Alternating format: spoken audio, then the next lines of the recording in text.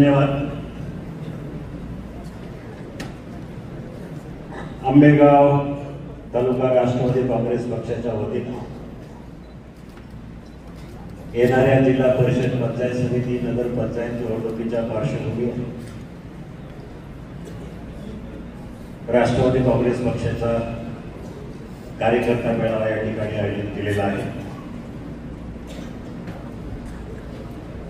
आणि या ठिकाणी बसायला जागा नाही, बरीचशी लोक बाहेर उभी आहेत.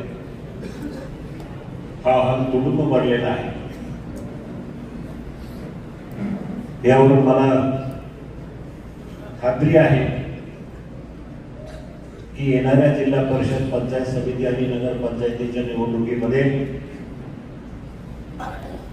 खूप मोठ्या फरकानं आपण जिंकून येऊ याबद्दल माझं सरकार आहे.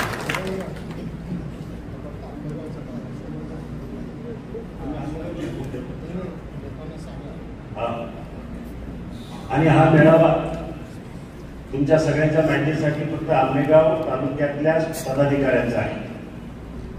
शिरूरचा मेळावा आपण 17 तारखेला शिरूर मध्ये गेला.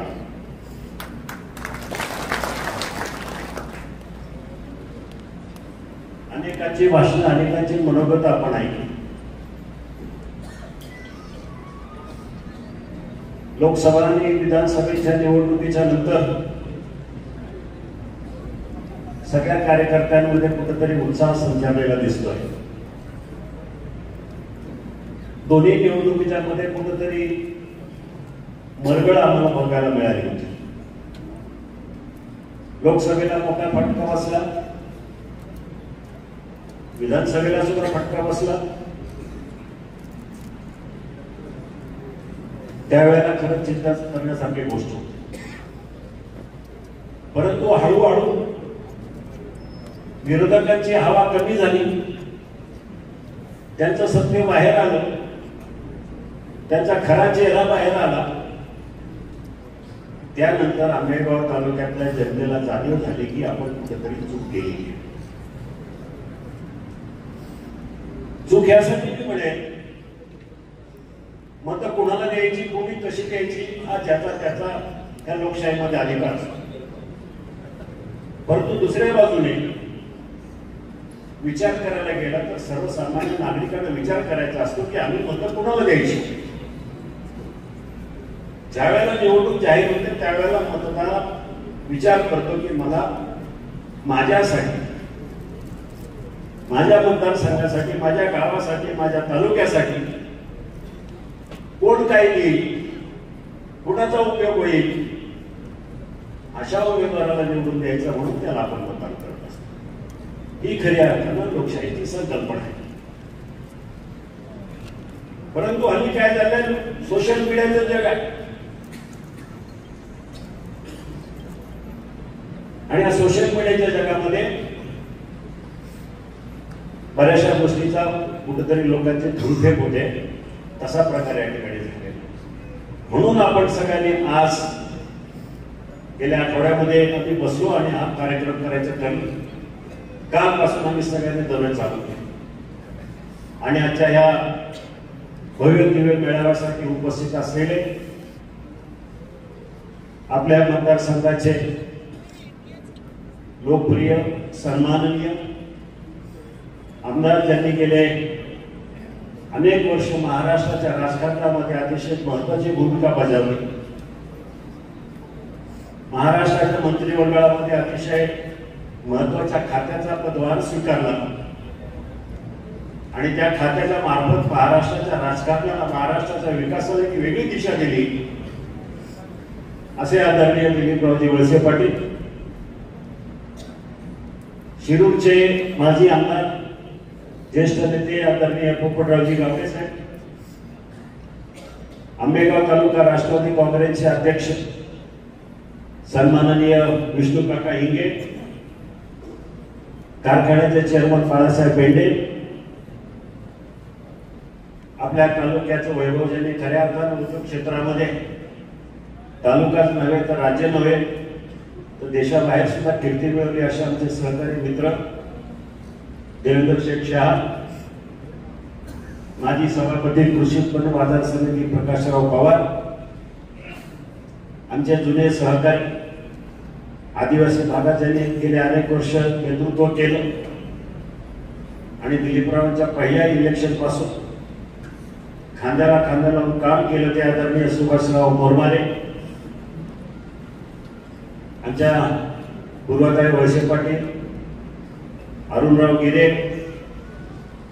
रवींद्र तरंजगिरे, बंटी वळसे पाटील, प्रदीप पाटील आणि सगळ्यांचीच नाव मी आता घेत नाही. कार्यक्रमाला बराचसा उशीर झालेला आहे.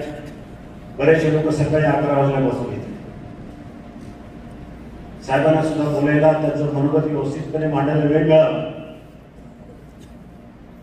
म्हणून मी जास्त बोलणार नाही. मला एक गोष्ट कळत नाही, झालेल्या इलेक्शनचा थोडाफार तरी आपण आढावा घ्यायला पाहिजे. लोकसभेची निवडणूक झाली, वातावरण खूप चांगलं होतं आणि कोणालाही विचारलं तर आपण 100% सांगू शकत होतो की या शिरूर लोकसभा मतदारसंघामध्ये महायुतीचाच उमेदवार निवडून येईल याबद्दल तरी मात्र शंका. पण देशाचं राजकारण वेगळ्या दिशेने चाललं होतं. आमच्या आदिवासी बांधवांची दिशाभूल करण्यात आली. अल्पसंख्याक समाजाचा भ्रमनिर्नाश करण्यात आला.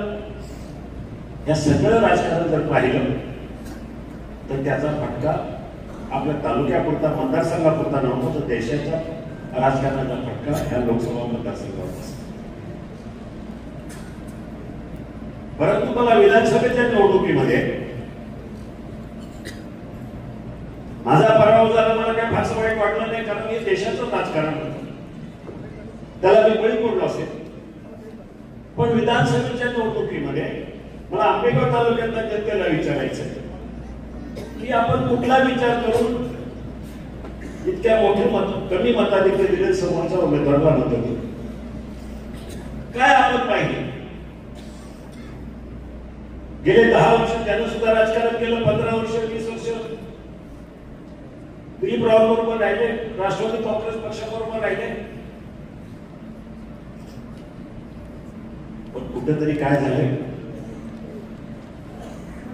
आपण गेल्या 30 वर्षापासूनचा आंबेगाव तालुका, त्याच्या अगोदरचा आंबेगाव तालुका, या तालुक्यात झालेली कामं,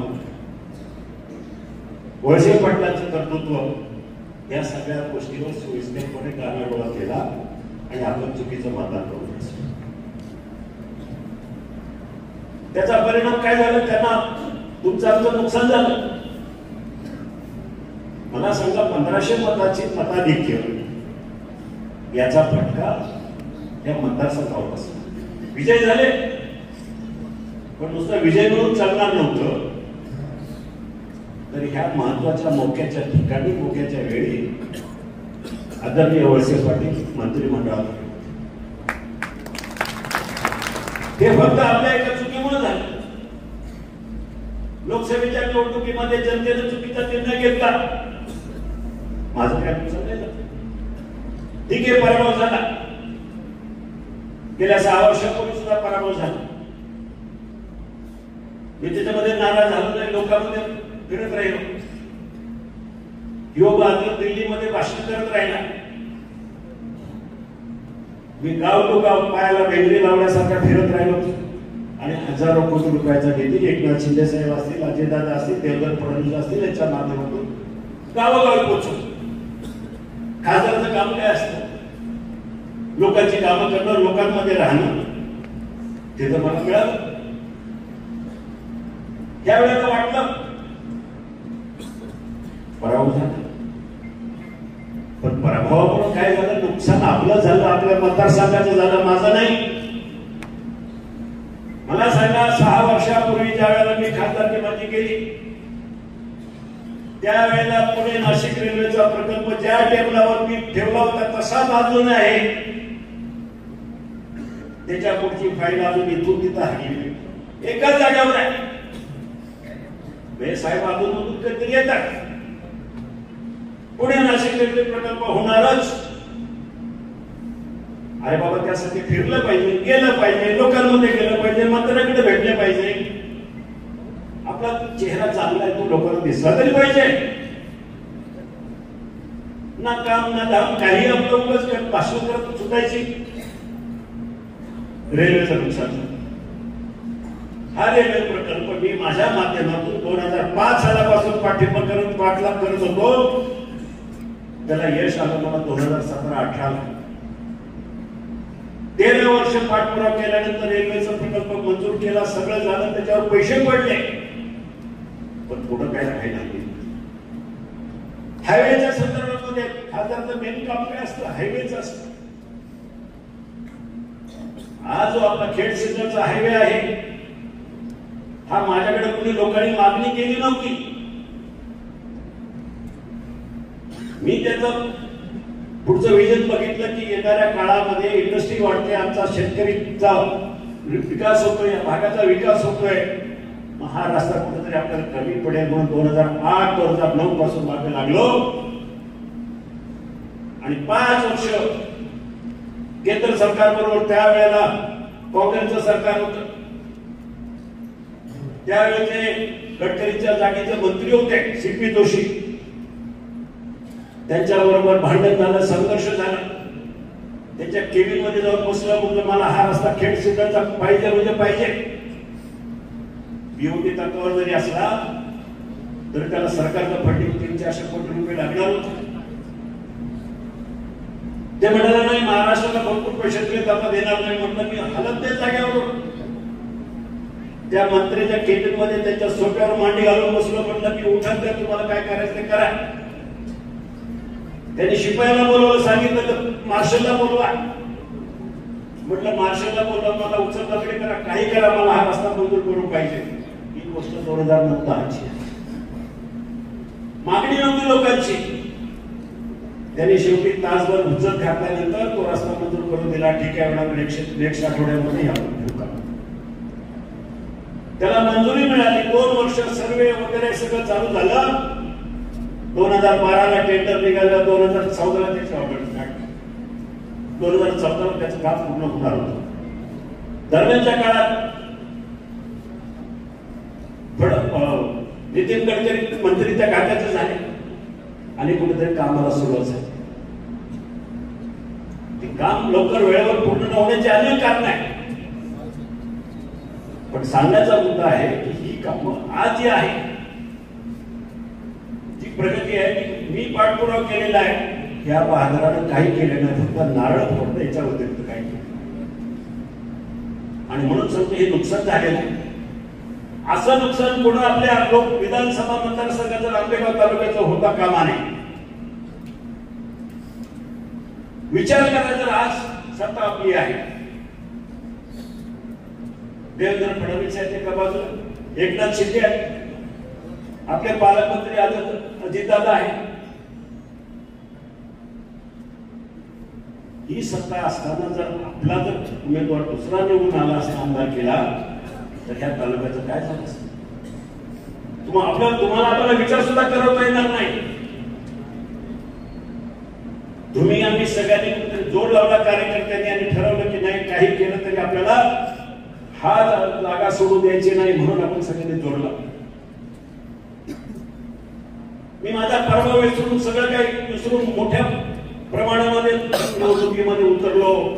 सगळे तुम्ही उतरलात आणि थोड्या मताने व्हायला पाहिजे. तसाच या जिल्हा परिषद, पंचायत समिती, नगर पंचायतीच्या निवडणुकीमध्ये मी आपल्याला सांगू इच्छितो,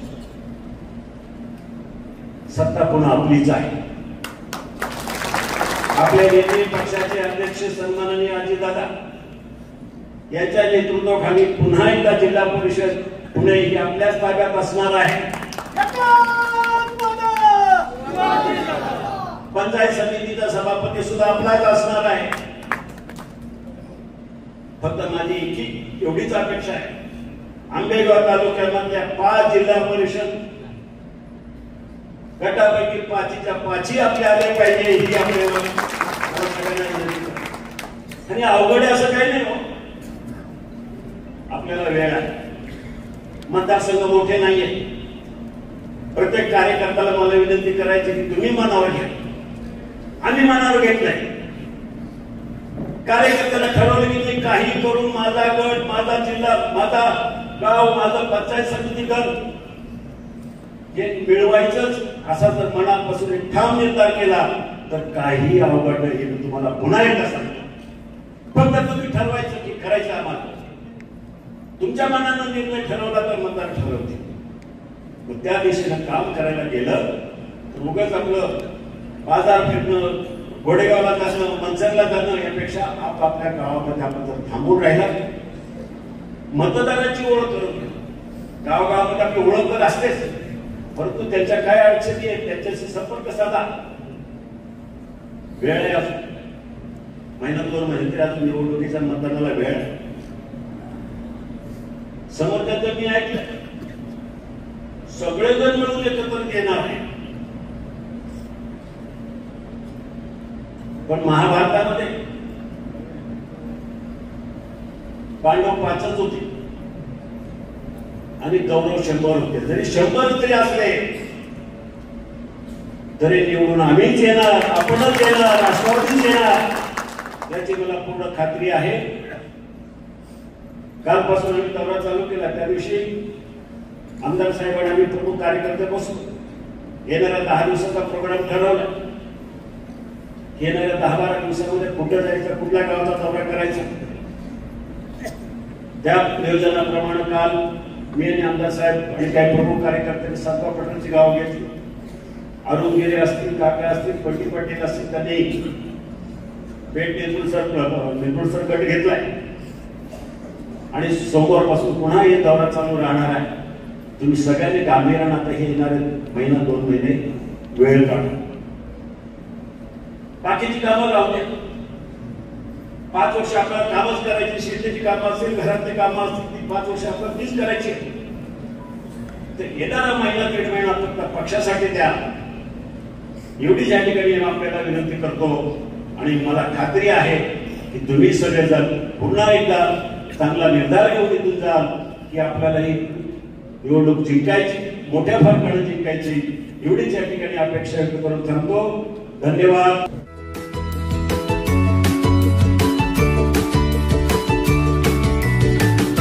बातम्या शेतीच्या, बातम्या मातीच्या, बातम्या अन्यायाच्या, गुन्हेगारीच्या,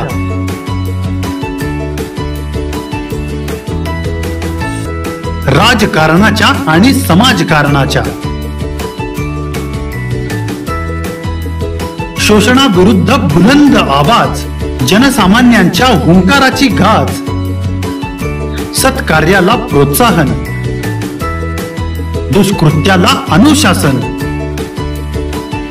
निर्भीड, निस्पृह, सडेतोड, बेधडक आणि रोखटोक म्हणजेच विघ्नहर टाइम्स. शोध बातमीचा, ध्यास सत्याचा. आपलं चॅनल, आपली बातमी. सबस्क्राईब तर कराच, पण बेल आयकॉनवर क्लिक करायलाही विसरू नका.